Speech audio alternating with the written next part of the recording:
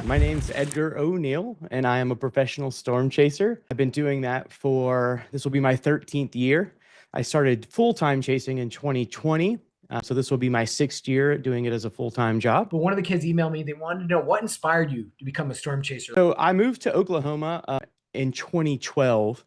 And then in 2013, there was a tornado that was coming towards my house. It was the El Reno tornado.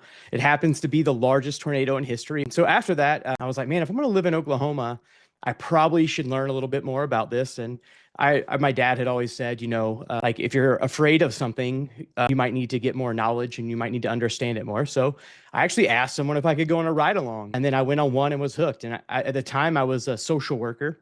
And I was like, you know what? How am I going to make this a full-time job? Like, that's how instantaneous the first time I went out, I knew I wanted to do this for a living. That actually measured wind speeds of 313 miles an hour in it, some of the strongest wind speeds ever recorded on Earth.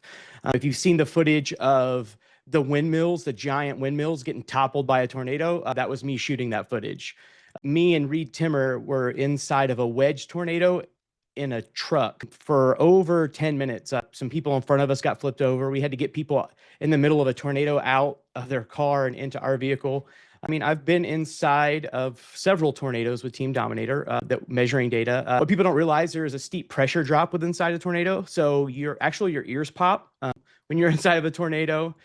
Also, it almost gives you a concussion-like symptoms afterwards, like you have a little bit of dizziness. So that can be pretty intense. And then it's just the wind speeds and the sound of the tornadoes is, people refer to it as a freight train or a roar, and they're correct. But then if you happen to be in a vehicle that's meant to be inside of one, what you don't think about is what it sounds like to have all the debris hitting your vehicle. It's very loud. Sometimes there's very large hail up to the size of softballs in that as well. So that can be very loud. I mean, seeing that windmill get knocked down, for one, was kind of insane, just seeing that happen, because those things are massive structures.